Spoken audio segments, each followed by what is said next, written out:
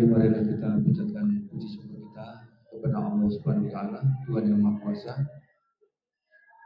Yang mana pada siang hari ini kita bisa berkumpul bersama di lab IPA ini memenuhi undangan dari Bapak Pranoto Wibowo yang merupakan calon di angkatan ke-11 Dan hari ini alhamdulillah kita semua bisa dalam badan sehat walafiat tanpa kurang suatu apapun, dan mudah-mudahan kita semua nanti bisa mengikuti kegiatan pengimbasan budaya positif yang kalau dalam undangan itu adalah butuh waktu 1 jam mungkin. Karena Pak Bowo itu sangat mengutamakan ketertiban dan kedisiplinan, mudah-mudahan tertib dan disiplin 1 jam. Salawat dan salam tidak lupa kita sampaikan kepada ibu kita, Nabi Agung, Nabi besar Muhammad Sallallahu Alaihi Wasallam. Semoga kita semua yang berada di sini kelak akan mendapatkan salam dari beliau. Amin. Baik Bapak Ibu yang saya hormati, pada kesempatan pagi ini nanti kita akan bersama-sama untuk berdiskusi, mendengarkan, menyampaikan pikiran, yaitu pengimbasan tentang budaya positif untuk SMP Negeri 13. Dan saya rasa untuk kita semua supaya ini bisa bermanfaat dengan baik, kemungkinan nanti dimintakan saling aktif di Pak Bowo untuk bisa memberikan masukan, barangkali perbaikan untuk pembenahan di sana sini. Saya kira itu saja yang bisa saya sampaikan, dan selamat berdiskusi. Banyak bilang, kenapa betul? Bisa pesan wedang. Terima kasih. Assalamualaikum warahmatullahi wabarakatuh. Waktu satu-satunya kepada Bapak narasumber. Terima kasih Bapak Dr. Andeseti Nuralim yang telah membuka kegiatan ini.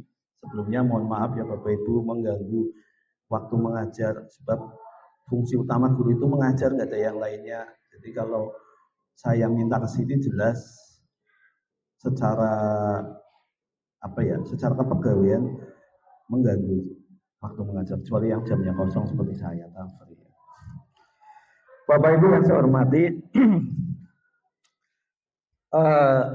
sesuai dengan kegiatan, rangkaian kegiatan calon guru penggerak, calon ya Bapak Ibu. Jadi salah satu kegiatannya adalah melakukan pengimbasan. Nah, tema pengimbasan pada kesempatan siang hari ini adalah tentang budaya positif. Jadi ceritanya begini Bapak Ibu. Saya ini lagi belajar jadi guru. 15 tahun saya mulang. Tapi saya nggak tahu karena apa? Background saya bukan ke pendidikan. Nah, cara wong Tegal, saya lagi tretean belajar melaku. Nah, dalam rangka tretean ini tentu saya butuh gandengan tangan, pegangan. Nah, pegangannya siapa? Bapak Ibu semua di sini. Bapak Ibu saya undang itu melalui pertimbangan yang sangat luar biasa. Satu, memenuhi unsur sebagai manajemen, dalam hal ini Pak Edi dan Miss Nia. Yang kedua, memenuhi unsur BK. Yang ketiga, memenuhi unsur wali kelas. Ya, karena ini erat kaitannya yang namanya budaya positif dengan bersentuhan dengan siswa. Oleh sebab itu, masukan dari Bapak Ibu, pendapatnya sangat saya butuhkan. cara wong ngomong kok cekelan nyong kan belajar mulang, kayak siapa sih yang bisa saya ajak mulang ya. Saya masih ingat dulu ketika saya pertama ke sini, kepala sekolahnya Pak Dwi, saya itu dilarang jadi wali kelas. Karena saya backgroundnya bukan ke pendidikan. Bahkan yang saya masih ingat, begitu saya ngadep Pak Dwi, saya suruh lihat guru mulang. Pak Bowo silakan ke kelas, lihat teman-teman ngajar. Karena apa? Pak Dwi percaya bahwa nyok guru ya. Dan itu real. Akhirnya, nah ada kesempatan guru penggerak, saya cobalah. Dimensi jadi guru yang sesungguhnya. Oleh sebab itu, Bapak Ibu di sini yang notabene-nya sudah berpengalaman di bidang pendidikan, saya mohon nanti dibimbinglah, dituntun ya, supaya kami bisa berjalan sebagaimana seperti Bapak Ibu di sini. Baik, sebelum kita mulai, ini kita diskusi saja, karena kalau saya menyampaikan searah juga kurang pas ya. Jadi saya perlu diskusi juga dengan Bapak Ibu. Kita kesepakatannya sudah saya tanggal, sudah saya jadikan saja ya. Kalau diskusi lagi nanti lama. Yang pertama, saya berharap Bapak Ibu bisa hadir sepenuhnya di ruang ini ya, sambil nunggu konsumsi yang sedang disiapkan Mas Ari. Kemudian yang kedua, Bapak Ibu di sini mempunyai hak untuk berpendapat. Siapapun boleh mengeluarkan pendapat. Kemudian yang ketiga, berpikiran terbuka dan saling menghormati satu sama lain. Kemudian yang keempat, jika ada yang berbicara, ya kalau bisa mendengarkan dulu. Ya bisik-bisik kalau apa sih sebenarnya. Ya. Kemudian berpendapat setelah dipersilakan. Sebenarnya ada lagi, yang paling penting adalah tepat waktu. Ya, kalau memang komitmennya 1 jam ya kita berusaha 1 jam. Mudah-mudahan selesai 1 jam, mudah-mudahan. Tapi dalam slide-nya kayak mendung juga ya. Dan yang terakhir, yang perlu pada saat acara ini bebas makan dan minum, ya tidak ada larangan.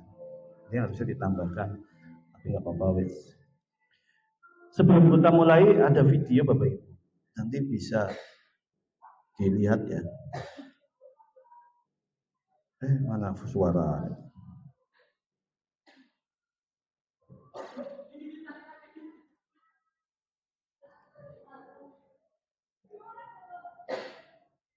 Lah, nggak mau.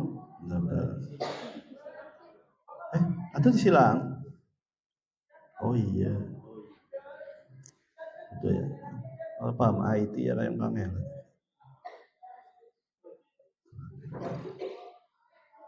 Nah, benar bisa. Pemerintah sebuah bangunan sebenarnya pertama di Temanggung, Jawa Tengah dibakar Selasa dini hari. Pelaku terekam kamera CCTV diduga merupakan salah satu siswa. Pelaku diduga berkeliling ke sekolah untuk melakukan aksi. Usai membakar sekolah, pelaku yang diduga salah satu siswa ini melarikan.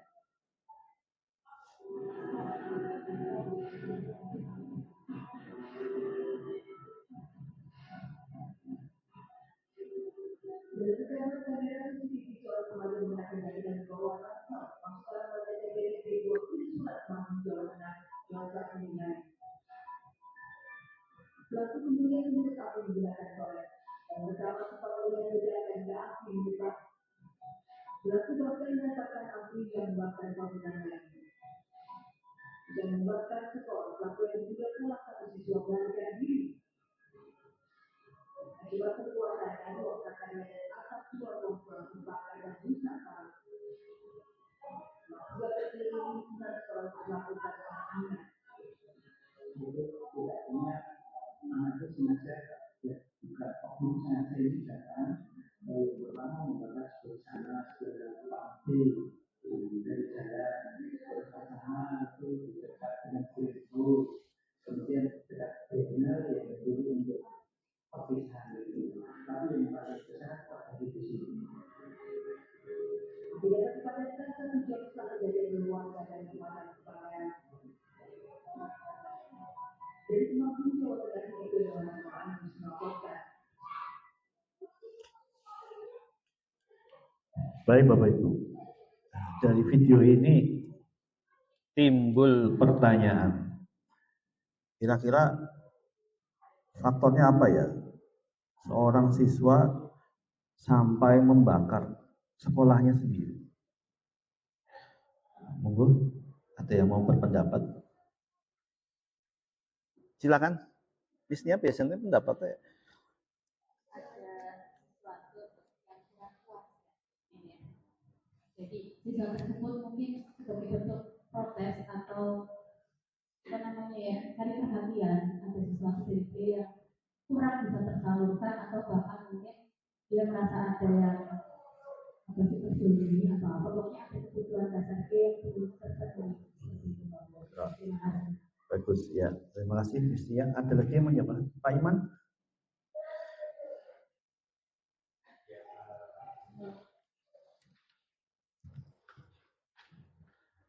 Terima kasih.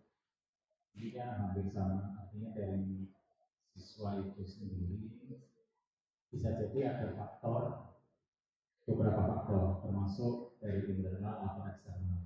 Dari internal sendiri tadi yang mungkin siswa tersebut merasa kurang puas atau merasa dibully, sedangkan faktor eksternal bisa jadi yang seperti di luar, ya, penyebab dari luar bisa dari guru atau mungkin dari teman-teman sekolahnya, karena sekarang itu ketika ada hal yang mungkin merasa tidak berpihak kepada mereka, ya mereka tidak bisa menyalurkan secara atau tidak ada orang yang bisa diajak untuk berdiskusi atau melampiaskan kemarahannya dan sebagainya untuk sekedar sharing seperti itu, akhirnya merasa tidak didengar, ya mungkin dari pihak sekolahnya seperti itu, akhirnya melakukan hal tersebut. Jadi bisa jadi tadi tugas guru sebagai wali kelas atau mungkin dari bimbingan konseling itu juga sangat penting memfasilitasi untuk anak-anak yang mungkin mempunyai permasalahan atau kondisi yang seperti itu, mungkin saking apa ya, Jutel.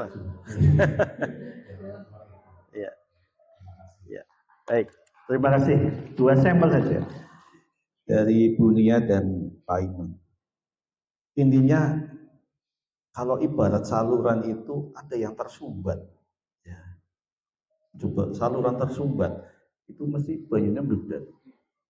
Sebenarnya anak itu butuh ruang, butuh tempat untuk menyampaikan pendapatnya, ya, untuk menyampaikan keinginannya seperti apa. Cuma kadang dipersepsikan anak nakal itu seperti ini, tapi sebenarnya dia butuh perhatian, ya betul yang sama teman, butuh omongan. Ya. Tadi Misnya juga menyampaikan dia itu butuh apa yang harus diucapkan, ya seperti itu. Mudah-mudahan tidak terjadi di Kota Tegal, ya. Insya Allah Tegal anak-anaknya nggak sampai seperti itu. Double kita anak kita juga insya Allah nggak sampai seperti itu. Karena gurunya juga sudah bisa menjembatani. Bapak Ibu, inti dari kegiatan ini adalah tentang budaya positif. Jadi konsep inti dari budaya positif adalah bagaimana paradigma belajar kita di kelas, kemudian disiplin positif, ya, kemudian nilai-nilai kebajikan, kemudian ada motivasi perilaku manusia, kemudian kebutuhan dasar tadi, ya, kebutuhan dasar. Kalau orang kebutuhan dasarnya tidak dipenuhi, pasti ada yang kurang, ya. Kemudian kontrol restitusi, bagaimana kita menghadapi anak-anak yang dengan perilakunya masing-masing. Kemudian dalam kelas juga ada yang namanya keyakinan kelas dan segitiga restitusi. Mungkin Misnya di luar kepala, saya masih junior. Nah, pembelajaran dengan paradigma baru, ya, memang arah dari kurikulum nasional itu adalah membentuk profil pelajar Pancasila. Ya. Kemarin pada saat pembahasan visi sekolah, Pancasila itu memang dasar negara yang menurut saya paling pas di Indonesia. Dengan sekian banyak agama, sekian banyak suku, sekian banyak bahasa. Yang bisa ya seperti ini.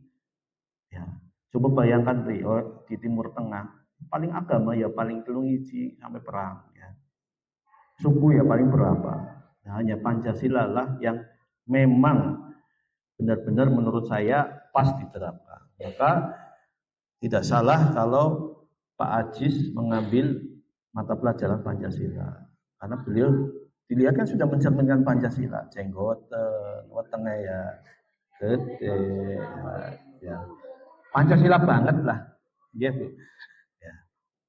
Di mana pembelajaran paradigma baru merupakan pembelajaran berorientasi pada penguatan kompetensi dan pengembangan karakter yang sesuai dengan dimensi profil pelajar Pancasila. Ada 6, ya, beriman bertakwa pada Tuhan Yang Maha Esa, berkebinekaan global, gotong royong, kreatif, bernalar kritis, dan mandiri. Nah, ini yang diolah kalau dijadikan jus namanya profil pelajar Pancasila, gabung menjadi satu. Nah, perubahan paradigma ini tentu ada yang namanya teori pilihan atau ilusi kontrol. Ya. Guru harus bisa mengontrol murid. Ya. Ilusi bahwa kritik membuat orang merasa bersalah dapat menguatkan karakter. Ya. Semakin kita membuat anak merasa bersalah, maka karakter dia selalu dianggap bahwa saya itu selalu bersalah. Kemudian bahwa semua penguatan positif efektif dan bermanfaat. Kemudian ilusi bahwa orang dewasa memiliki hak untuk memaksa. Ya. Budaya senior junior itu sebenarnya kurang bagus juga, ya, karena nanti tujuannya akan memiliki hak untuk memaksa, bukan menuntun tapi cenderung menuntut. Nah, perubahan ini bisa kita lihat siapa sesungguhnya yang memiliki kontrol. Ya. Yang pertama pada tabel stimulus respon. Ya, kita mencoba mengubah orang agar berpandangan sama dengan kita. Ya, biasanya kalau kita ngajar, anak itu dipaksa sesuai dengan pikiran kita. Itu seperti ini. Ya. Tetapi sekarang menggunakan teori kontrol, kita berusaha bahwa pandangan orang lain itu kita harus menghargai, ya, berusaha memahami pandangan orang lain tentang dunia. Ya, ada yang cara pandangnya seperti ini dan seperti itu, ya kita hargai. Kemudian perilaku buruk dilihat sebagai suatu kesalahan. Ya. Tapi sekarang teori kontrol, semua perilaku pasti mempunyai tujuan. Dia perilaku buruk ada tujuannya. Kemudian orang lain bisa mengontrol saya. Ya, hanya saya sendiri yang bisa mengontrol diri sendiri. Aslinya kan seperti itu. Ya. Kemudian saya bisa mengontrol orang lain, tetapi orang lain pun harusnya nggak bisa mengontrol orang lain. Kita punya batasan masing-masing. Pemaksaan ada pada saat bujukan yang gagal. Ya. Angger dijak menolak gelem mesti dirayu. Ya. Budaya merayu itu perlu, terutama ini Mas Pak Najib, Pak Iman, perlu ini budaya merayu. Ya. Tanya Pak Rensi. Yang berguru dengan Pak Rensi, gitu Pak, salah ngerayu supaya saya. Ya. Ya. Kemudian kolaborasi, ya, sebenarnya lebih condong ke kolaborasi sekarang timbang merayu. Jadi pengennya apa, ya itu lebih penting. Kemudian model berpikir menang atau kalah, sekarang berpikirnya menang semua, ya nggak ada yang kalah, pokoknya menang kabeh. Kecuali lomba 17-an, memang ada yang menang, ada yang kalah. Yang kedua yaitu disiplin positif. Disiplin positif adalah kesadaran seseorang untuk mau dan mampu mengendalikan diri, mematuhi aturan dan nilai yang disepakati. Di mana tujuan dari disiplin positif ini menanamkan motivasi intrinsik, ya, motivasi dari dalam, yaitu menjadi orang yang mereka inginkan dan menghargai diri sendiri dengan nilai yang mereka percaya atau nilai kebajikan. Nanti kita bisa melihat bagaimana ketika tata tertib sekolah sekarang berubah menjadi kesepakatan atau keyakinan sekolah.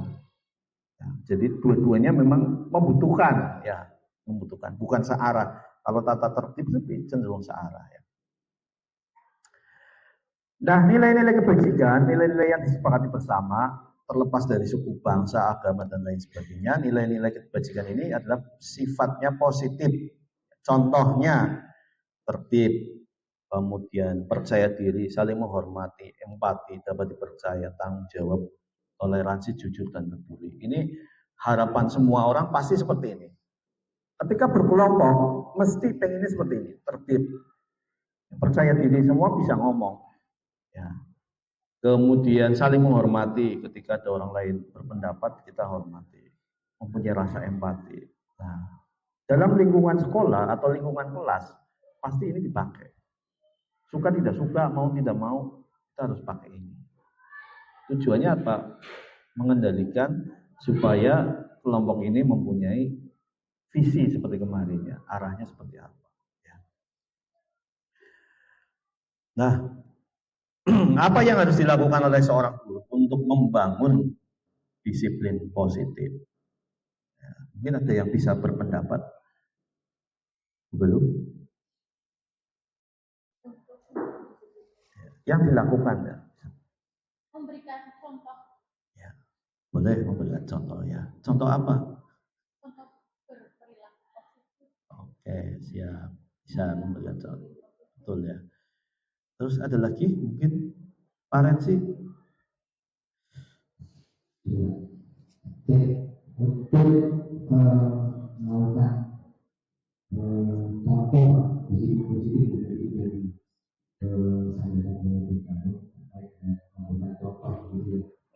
Bisa berjalan kalau misalnya tadi disampaikan situasi itu sudah ada kesepakatan itu terkait dengan aturan-aturan.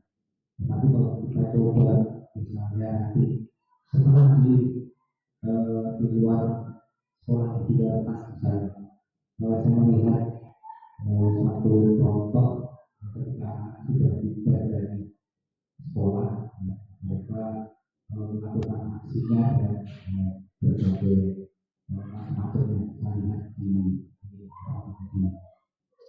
warung, semuanya langsung pada rokok semuanya baju dulu. Menurut saya itu perlu disampaikan ke siswa terkait dengan aturan-aturan juga aturan sekolah, kesepakatan kelas dan juga aturan sekolah itu harus disinkronkan dan itu kita bersama-sama dengan guru kita sama-sama kalau misalnya masih memakai identitas sekolah yaitu di berdasarkan kalau saya memakai identitas sekolah, jadi tetap identitas sekolah ya memakai sekolah, tapi kalau saya memakai identitas itu ya sudah terserah menurut seperti itu dari guru memberikan wacana yang baik. Ya. Terima kasih Pak Rensi. Jadi memang untuk membangun disiplin positif ini butuh kesadaran yang tinggi. Dan prosesnya juga apa ya, perlahan tetapi akan membekas terus. Artinya ketika seorang anak itu sudah paham tentang disiplin positif, ya dia akan tentu akan menjalankan disiplin itu. Sebenarnya di agama ini sudah diajarkan. Orang kalau sudah berkeyakinan bahwa sholat itu suatu kebutuhan, tanpa digede-gede pun nggak masalah. Ya. Sejatinya sholat itu bukan menuju kita ke surga. Jangan salah. Kunci utama menuju ke surga itu ridhonya Tuhan. Gak ada sholat yang manjing surga, gak ada. Hanya ridho Tuhan. Nah, dalam rangka mengetuk ridhonya itu, tentu kita harus melakukan ibadah, ya, puasa, zakat dan lain sebagainya. Itu dalam rangka mengetuk, bukan dalam rangka manjing surga, bukan. Hak prerogatif untuk surga ya haknya Gusti Allah. Karena pernah mendengar kisah seorang pelacur yang masuk surga hanya gara-gara memberi minum anjing di padang pasir. Nah, itu program. Tapi pernah juga mendengar orang sing rajin sholat, rajin ibadah tapi nggak masuk surga. Itu juga ada. Jadi ketika menggerakkan hati anak untuk sholat itu tanpa harus disuruh, dia dengan sendirinya akan sholat. Sama tadi disiplin positif di lingkungan sekolah. Kalau pendekatannya baik, pendekatan guru juga, keinginannya apa sih?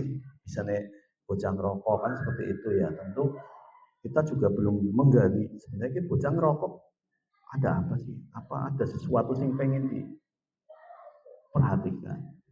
Kita sering melihat anak-anak usia sekolah boncengan numpak motor pakai rokok karo wadone. Acara ya, bukan wadunya, pacar. Mesti sering lihat. Kalau dilihat dari raut wajahnya, dia itu sebenarnya pengen eksis di depan pacarnya.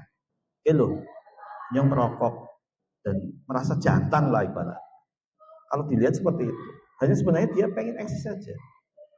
Apa sih urgensi yang merokok sambil kendaraan bermotor? Gak ada urgensinya. Sekecut-kecutnya apapun, kalau merokok ya pasti berhenti. Tapi dia pengen eksis saja di depan ceweknya, biar kelihatan gentle. Apalagi sekarang pergeseran rokok dari tembakau menjadi rokok elektrik ini lagi kencang sekali.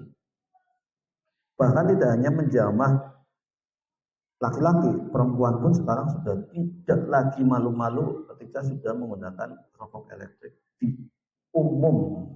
Ya, saya ngajar mahasiswa, banyak mahasiswa perempuan, kalungannya flash disk, itu kan bukan flash disk, ternyata adalah rokok vape. Itu banyak di kelas sudah biasa lah mereka seperti itu.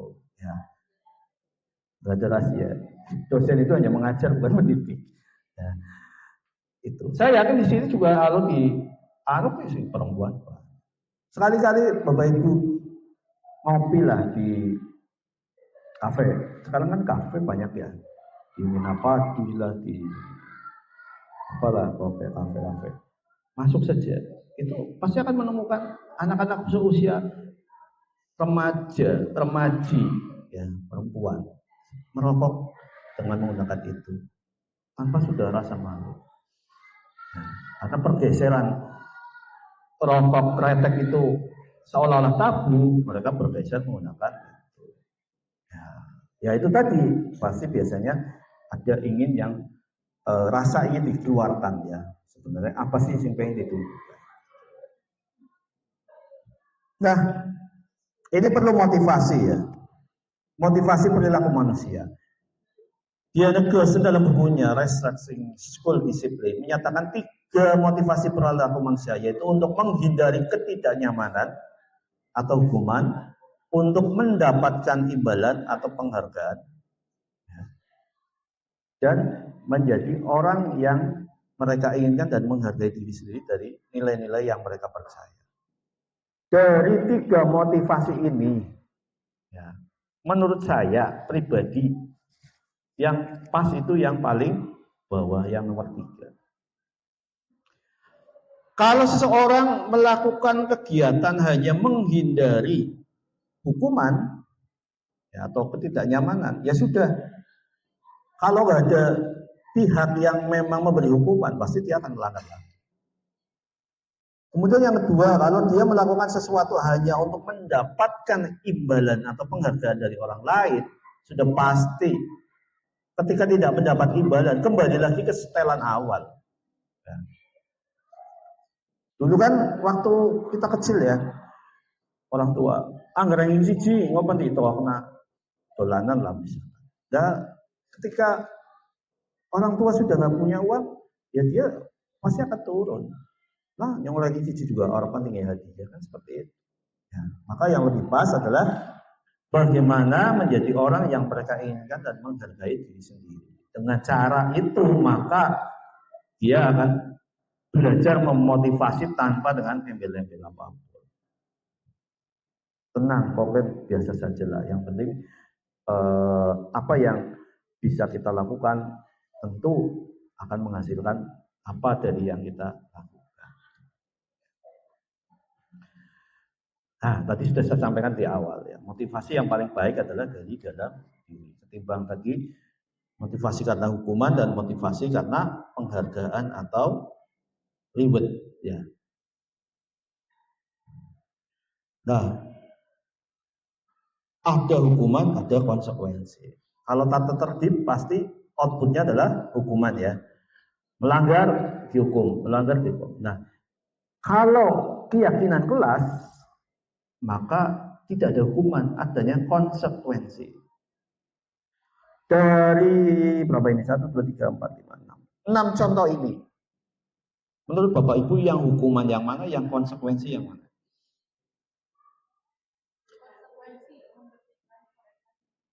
Yang pertama, lari mengelilingi lapangan basket 2 kali karena terlambat hadir di sekolah.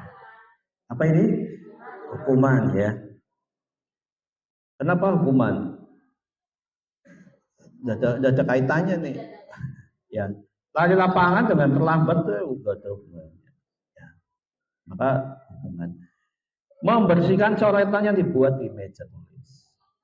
Konsekuensi. Ya, dia melakukan sendiri, maka konsekuensinya ya bersihkan sendiri. Menggantikan kertas tugas teman yang telah dicoret-coret. Konsekuensi. Murid diminta bertelanjang kaki sepanjang hari karena tidak menggunakan sepatu warna hitam sesuai peraturan sekolah. Ada 2 pendapat nih. Yang hukuman alasannya apa? Betty. Ya, karena kalau tidak memakai sepatu warna hitam, sebenarnya gini, kalau anak nggak pakai alas kaki sepanjang hari, itu beresiko misalnya ketika dia berjalan lalu menginjak apa, nah itu kan beresiko. Beresiko, ya. Jadi itu adalah Hukuman, ya. Tidak ada kaitannya dengan kesadaran dirinya. Kalau konsekuensi kan kembali ke kesepakatan yang dipakai, ya. Pak Iman, hukumannya pro konsekuen, ya. Konsekuensi, ya.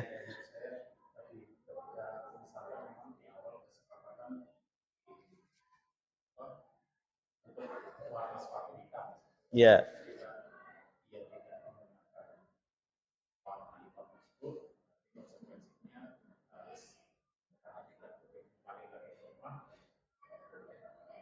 Boleh.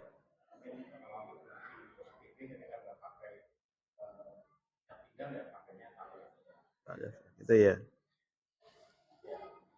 Baik. Ya, 2 pendapat yang berbeda. Murid diminta bertelanjang kaki sepanjang hari karena tidak menggunakan sepatu warna hitam sesuai peraturan. Kalau saya pribadi, ini lebih ke konsekuen, lebih ke hukuman, sorry. Kenapa? Sebenarnya tidak harus bertelanjang kaki. Ada yang sampaikan sekolah bisa memberikan sandal sebagai pengganti sepatu.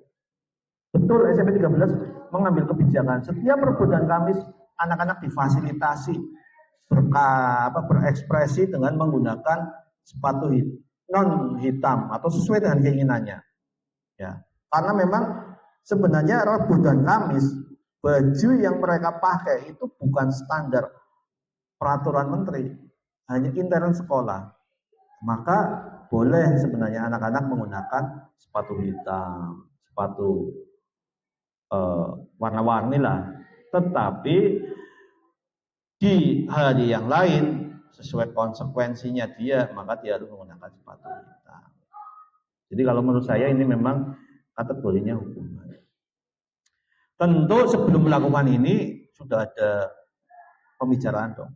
Bisa jadi misalkan telat gugup salah ngambil sepatu, itu bisa saja. Yang kedua, sepatunya kemarin dipakai sobek atau mungkin cemplung got misalkan teles, maka ya konsekuensinya ya harus seperti yang kemarin dilakukan Bu Galuh, ada siswa kita yang pakai celana taktikal. Iya betul. Itu disuruh telanjang apa pakai sarung? Betul. Pakai sarung. Itu bagian dari konsekuensi. Kalau dihukum dia telanjang, ya pakai celana dalam, top. Tentu, ya senang tak? Karena memang nggak setengahnya nyeker, ya. Tapi ya itu butuh proses. Sebenarnya ternyata saya pernah menanyai bocah sing seneng nyeker, takon, "Kamu seneng nyeker apa?" Ternyata di rumah dia memang seperti itu. Tidak risih, kebiasaan. Iya. Orang risih maksudnya. Maka solusinya ketika dia mau ke ruang lab, saya minta pakai sepatu. Jangan sampai nyeker dari kelas, mari ke lab. Nah, kalau dia misalkan terpaksanya nyeker, saya suruh balik lagi pakai sepatu. Sudah nanti tak perbolehkan masuk. Ya, karena kalau enggak, ya itu tadi tentu merepotkan kita. Terus yang berikutnya, membersihkan tumpahan air di meja tulis karena tersenggol pada saat belajar. Konsekuensi. Ya. Yang terakhir, membersihkan WC sekolah karena mematahkan pensil kawannya. Apa ini? Hukuman. Ya. Ada kaitannya membersihkan WC dengan mematahkan pensil. Nah, ini Bapak Ibu sudah mulai bisa memilah mana hukuman, mana konsekuensi. Dulu saya kalau sekolah salah siji jiwit. Jiwit gesang loh. Saya masih ingat itu.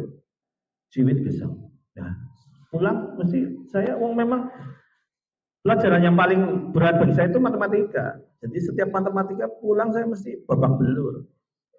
Iya, kena kata nenek khusus. Dan lapor orang tua bukan dibela pasti diomong, "Lawan orang sinau masih kayak gue." Tidak ada istilah wong tua ngoyo. Itu saya ngalami. Ya. Nah sekarang es breaking dulu deh. Ini sambil minum. Misnya. Senam dong. Diri dong. Yuk. Yang senangnya es breaking. Ke base yuk. Langsung di situ. Kan mana lagu deh ya.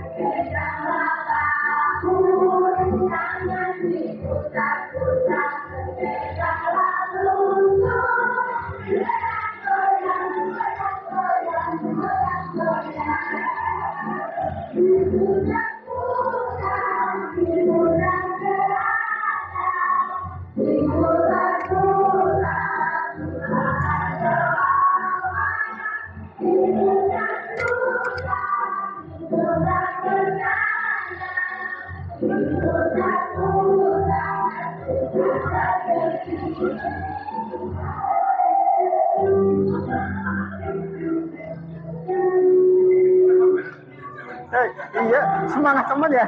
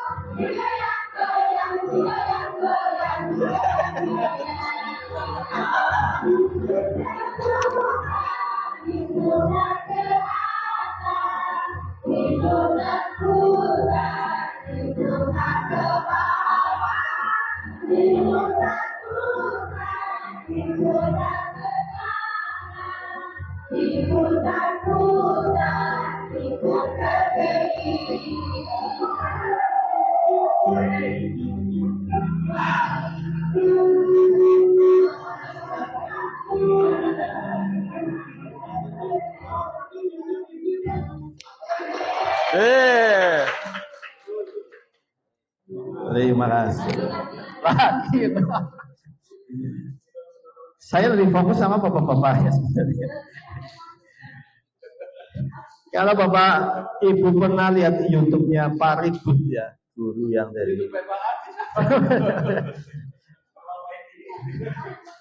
tahu ya, kayaknya mirip ya. Benar ya, seperti Pak Ribut ya, yang dari Jawa Timur. Mirip itu. Tadi yang saya lihat yang nggak bisa diputar ke bawah itu Pak Haji sama Bu Galuh ya. Putar ke bawah, ini mentok. Soalnya saya juga mentok petengnya. Oh bisa menginformasi. Oh bisa. Baik ya Bapak Ibu, kita lanjut ya. Nah ini kebutuhan dasar manusia. Ya. Sebenarnya ada 5 kebutuhan dasar Bapak Ibu. Yang pertama yaitu penguasaan, kemudian kasih sayang dan rasa terima kasih, kemudian kesenangan, kebebasan dan bertahan hidup. Itu ada pada diri manusia, pasti. Kalau satu saja kebutuhan dasar ini tidak terpenuhi, maka akan timbul seperti tadi, melakukan kesalahan, bukan salahnya, melakukan sesuatu yang bisa merugikan. Contoh kebutuhan dasar, ada kebutuhan tadi yang pertama yang bertahan hidup, ya misalkan lapar, kita butuh makan, ya untuk bertahan hidup makan. Kemudian rasa aman, ya itu perlu. Ya. Kemudian kasih sayang, ini penting karena setiap orang butuh merasa diterima. Ya. Terima dimanapun. Coba Pak Rensi ke SMP Telulas, tak kasih terima, pasti kan ada jengkel, bisa-bisa melakukan tindakan anak. Nah, berarti ada satu kebutuhan dasar yang tidak tercapai, mesti kita jengkel. Maka diterima di sini dengan penuh kasih sayang. Ya. Saya dan Bu Betty seangkatan dengan Pak Rensi. Ya Allah kan saninyo ya seangkatan, mene. Aman. Ya. Itu. Jadi ada rasa diterima. Kebebasan, ya, kemandirian, menentukan pilihan, bebas berkarya di sini. Bapak Ibu yang punya hobi apa di sini bisa disalurkan, ya, kebebasan. Kesenangan, saya kira Bapak Ibu di sini senang terus, ya. Jarang saya melihat guru di sini menangis Pak Rensi. Kecuali kemarin ada kabar mutasi nangis KB. Nah, itu kesenangannya berkurang. Berarti ada sesuatu yang kebutuhan dasarnya berkurang. Kemudian penguasaan, pengakuan atas kemampuan prestasi. Jangankan prestasi ulang tahun, ini tombreng-tombreng. Itu prestasi.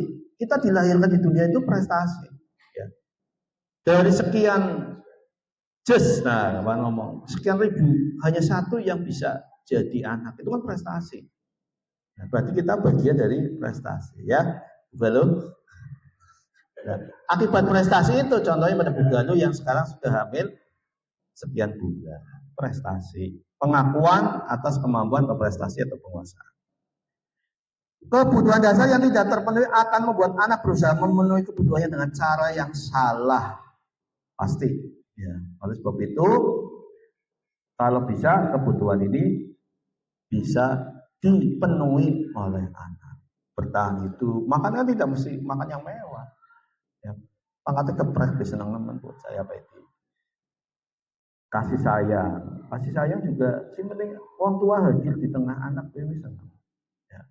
Kebebasan dan kemandirian, anak pengennya apa sih arah ke sana. Ya. Untuk menentukan pilihannya, di sini ada ekstrakurikuler. Ya. Senang anak kalau lihat kelas 7 tangawan melayu-layu, rok-rokan, dia senang, merasa senang dan seperti itu. Ya, karena memang fasenya dia itu fase C ke D masih melayu-melayu. Tapi kalau yang D-nya sudah kelas 9, sudah jarang mereka lari. Sudah isi. Nah, pemainnya SMA, dan lah kamu jam melayu-melayu kelas SMA sudah enggak ada. Ya, pengakuan atas kemampuan atau prestasi. Nah, kesimpulannya, setiap permasalahan yang dialami oleh anak disebabkan karena anak berusaha memenuhi kebutuhan dasar dengan cara yang salah. Ini yang harus kita gali. Sebenarnya bahasa kasar, kok dongeng pengennya apa sih? Bahasanya ya gue ya. Ada apa sebenarnya di diri kamu sampai kamu melakukan seperti itu? Nah, Itu kalau digali luar biasa sekali. Ini yang pakarnya ini ada di guru BK biasanya menggali, ya, mengcoaching apa konseling ya, mengkonseling. Nah, sekarang sebagai seorang guru kita mempunyai 5 posisi kontrol. Yang pertama, pembuat merasa bersalah, penghukum, kemudian teman, memantau, dan manajer. Ya, semua ini berlaku pada diri kita ketika sedang menghadapi anak. Ya. Contohnya, jika seorang guru sebagai penghukum, maka dia akan menghardik dan menunjuk-nunjuk atau menyakiti siswa. Ya. Jadi kamu ini ya, itu tipikal penghukum. Ya. Kemudian jika orang pembuat merasa bersalah, biasanya diomongin, ibu kecewa, kamu sudah melakukan ini. Ya, kamu harusnya nggak seperti ini, itu kecewa. Nah, ketika kontrol guru sebagai teman, dia membuatkan alasan-alasan untuk ya. Kalau memantau, dia menghitung dan mengukur. Ya. Nah, kalau yang manajer ini dia akan mengajukan pertanyaan-pertanyaan yang bersifat menghargai diri sendiri. Dari 5 ini dikategorikan menjadi 3. Yaitu identitas gagal, yaitu penghukum dan membuat orang bersalah. Kemudian identitas berhasil atau sukses dari kontrol luar ya, yaitu teman dan pemantau. Dan yang terakhir yaitu manajer. Ini lebih cenderung ke tadi, menghargai diri sendiri.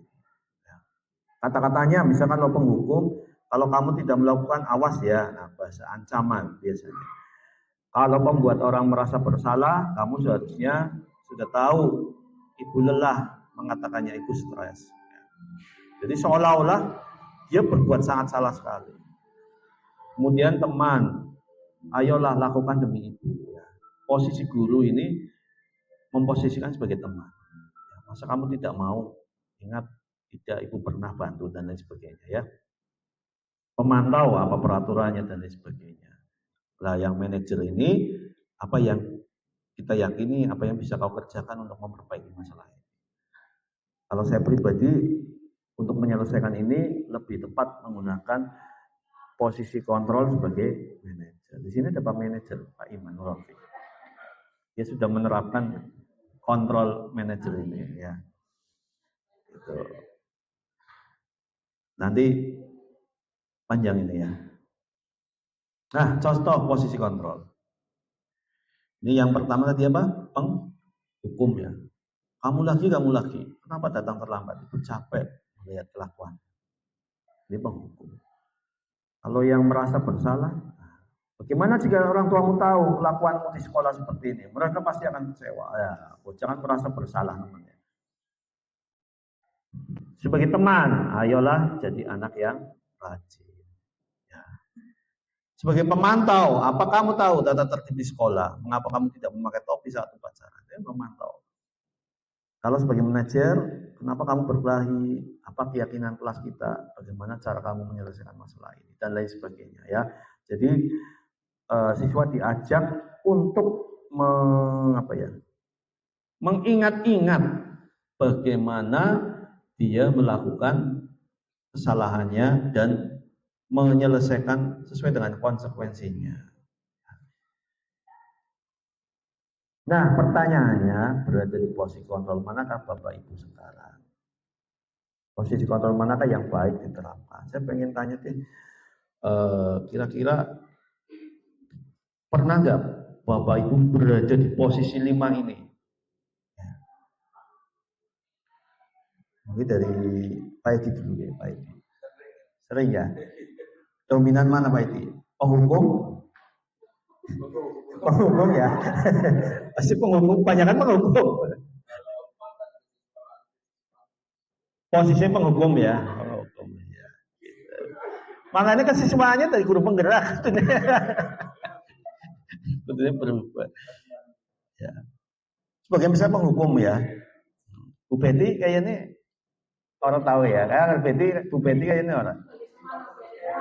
Iya. Coba Bu Peti, berbagi pengalaman Bu Peti. Pernah nggak menyelesaikan situasi bermasalah dengan cara bukan penghukum Bu Peti? Biar kita tahu. Ini juga lagi belajar kan tadi misinya. Saya lagi tretean ya.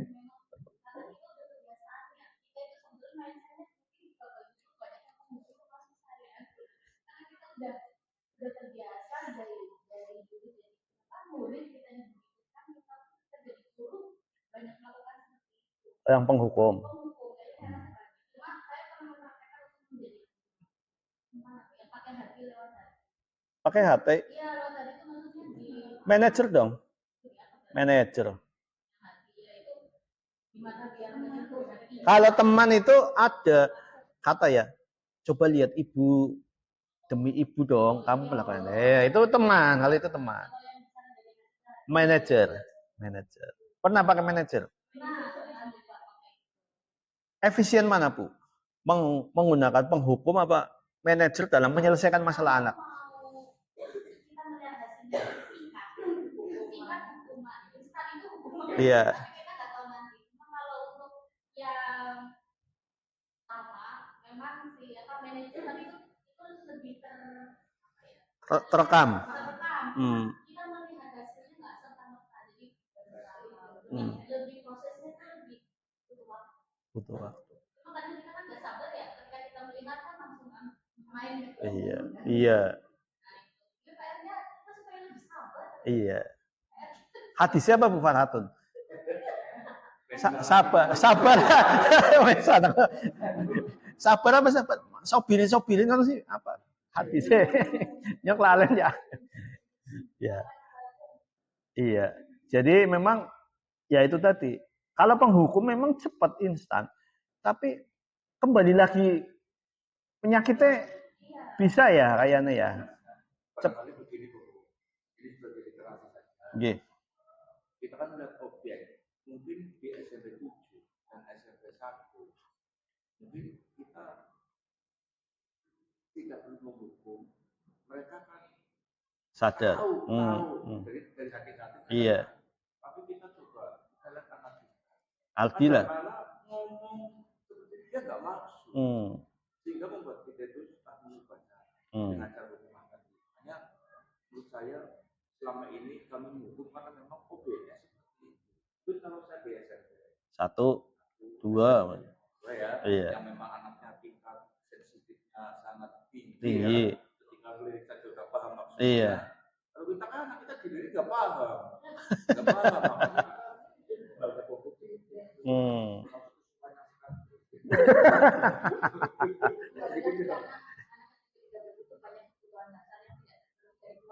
Ya itu tadi sumbatannya besar memang.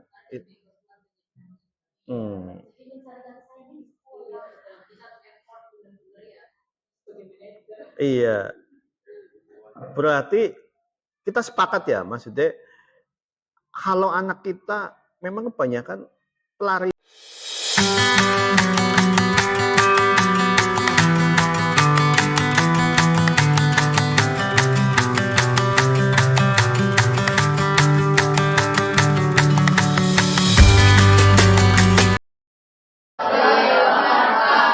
Apa kabarnya anak-anak? Alhamdulillah. Sehat? Lapar? Ya, nanti makan di rumah masing-masing. Ya. Baik Pak Guru, hari ini akan membuat keyakinan kelas. Ya. Kalau kamu sebelumnya sudah bikin keyakinan di kelasnya masing-masing melalui Ibu Wali kelas, nah sekarang keyakinan kelas di ruang komputer. Kenapa perlu keyakinan kelas? Supaya proses belajar mengajar menjadi nyaman dan tidak ada yang merasa terganggu atau merasa tidak nyaman. Ya. Harapannya setelah kamu membuat keyakinan kelas, apa yang kamu inginkan sebenarnya ketika belajar di ruang komputer dipatuhi bersama-sama. Ya. Nanti Pak Guru akan bagikan sticky note, ya. Silakan kamu tulis apa yang kamu inginkan, ya, yang kamu harapkan melalui proses keyakinan kelas. Kemudian setelah itu dikasih nama dan ditempel di sini. Ya, paham?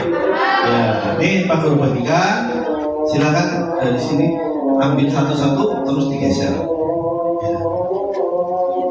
Ambil satu-satu geser ya. Terus langsung ditulis. Jangan sampai kebalik ya, ada lemnya berarti ya.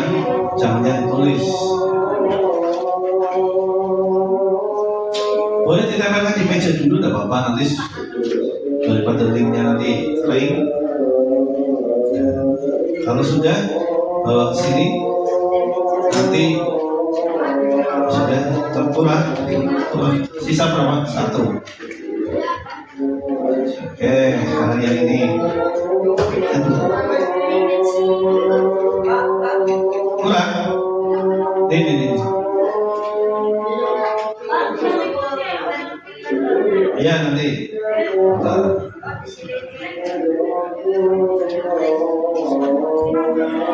Ya, ambil terus geser ya.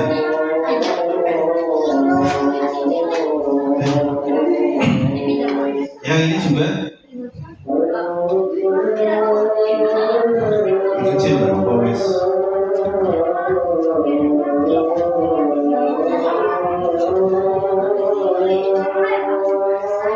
Tulis nama kemudian yang kamu inginkan seperti apa.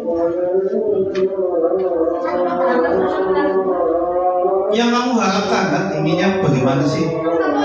Jangan berisik atau mungkin jaga kebersihan dan lain sebagainya. Ya. Satu saja.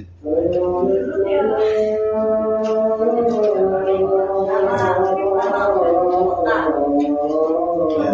Terus kasihkan ke banyak. Udah, kalau sudah maju sini, lebih. Oke,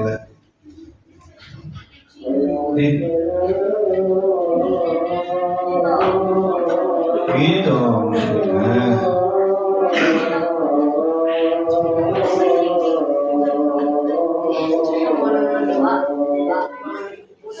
Ya, gimana? Gak usah, gak apa-apa. Nanti kelasnya aku tulis.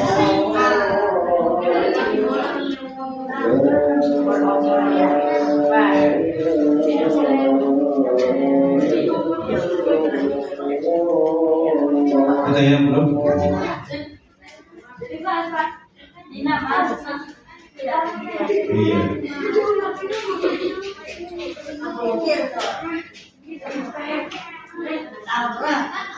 Kata tulisannya? Oh, jangan. Oke, ini kasih passwordnya.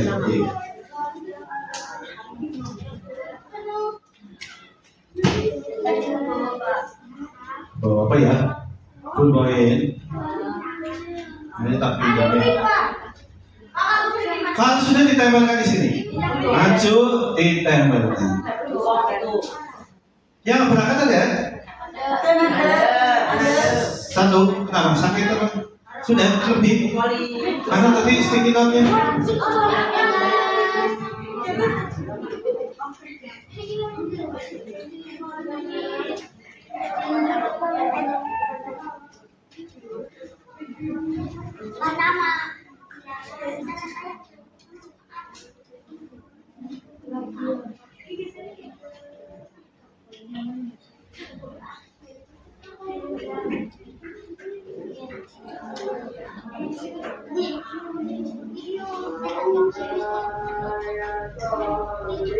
Yang sudah selesai langsung ditempelkan di depan.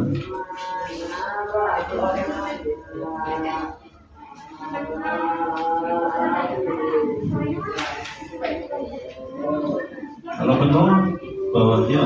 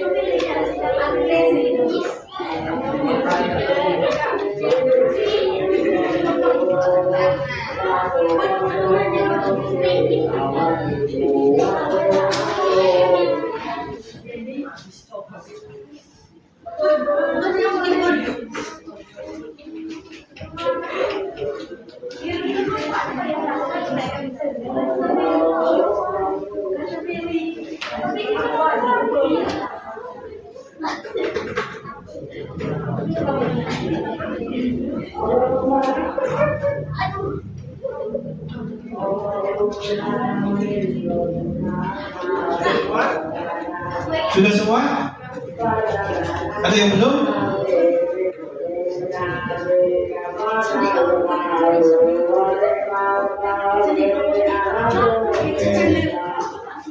Baik, Pak Guru baca ya satu-satu. Tidak boleh mengotori laptop, berarti menjaga kebersihan. Oke.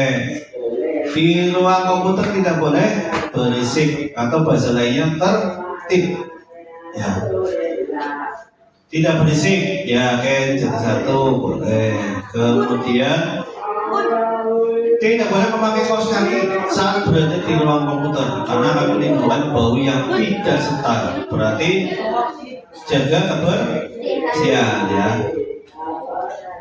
Tidak boleh berisik, tidak boleh berisik, tidak boleh jalan-jalan. Tertib juga, ketertiban ya.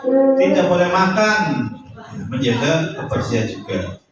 Tidak boleh bermain-main di laptop, tertib juga.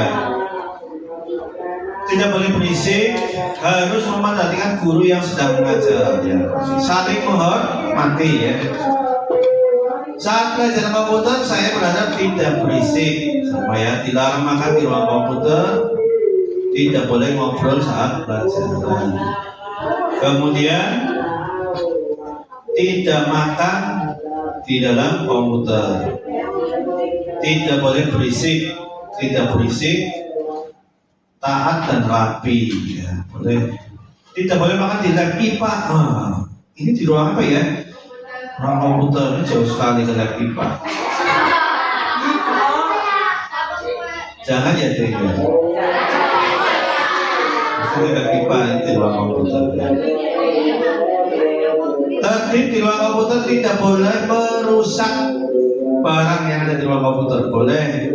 Tidak boleh makan di ruang komputer, tidak boleh makan, tidak membuang sampah, dilarang bawa makanan di lab komputer, tidak boleh memakai sepatu di dalam ruangan ya, dilarang membuang sampah sembarangan di ruang komputer, tidak boleh merusak fasilitas di lab komputer, lepas sepatu sebelum masuk kelas. Tertib pelajaran, saya di sini taat dan damai, tidak melanggar aturan. Oke. Tidak boleh membuang sampah sembarangan. Baik, dari sekian banyak yang kamu inginkan, Pak Guru simpulkan. Yang pertama, satu, menjaga kebersihan.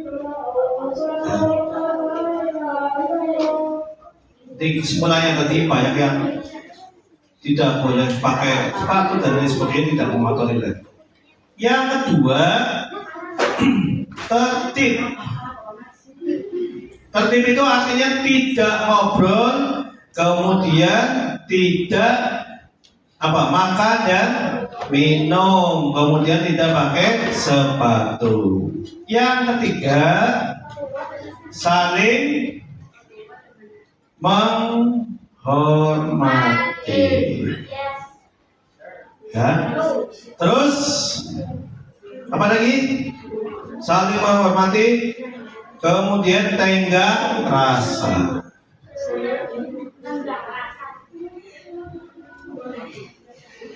Nah, ini yang akan menjadi acuan kita di dalam melakukan pembelajaran di ruang komputer. Baik, nanti disepakati setelah ini kamu tanda tangani di bawah sini. Cari nama kamu, maju di tanda tangani di bawah.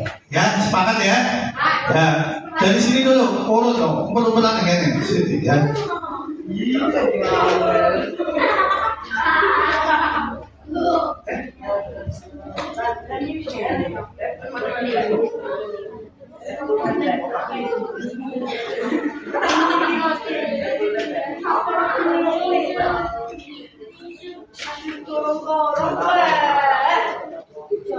Cari namanya, bawahnya tidak nonton. Ya. Sepakat ya, nanti jaga kebersihan. Ya, habis ini ada kegiatan memotong-motong kardus, jaga kebersihannya.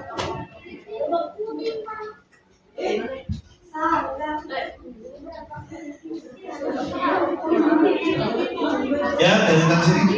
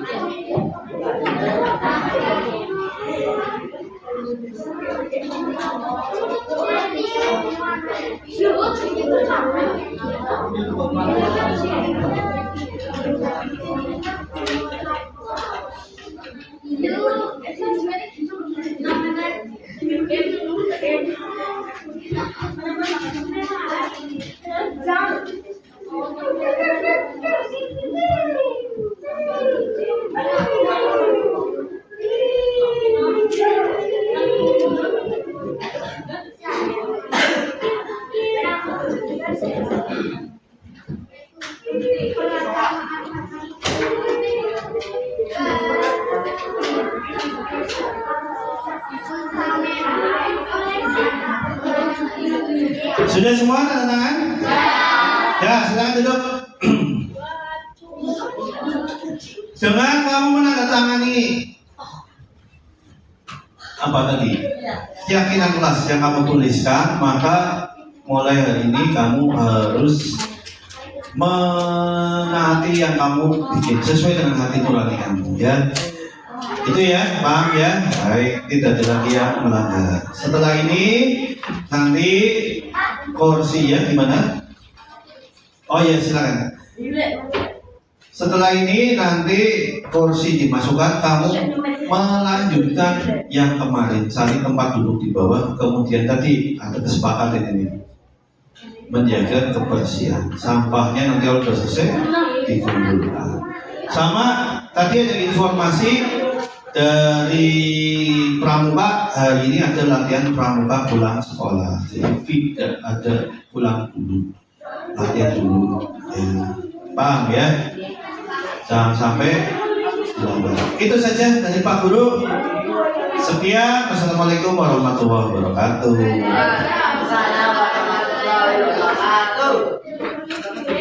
Dilanjutkan yang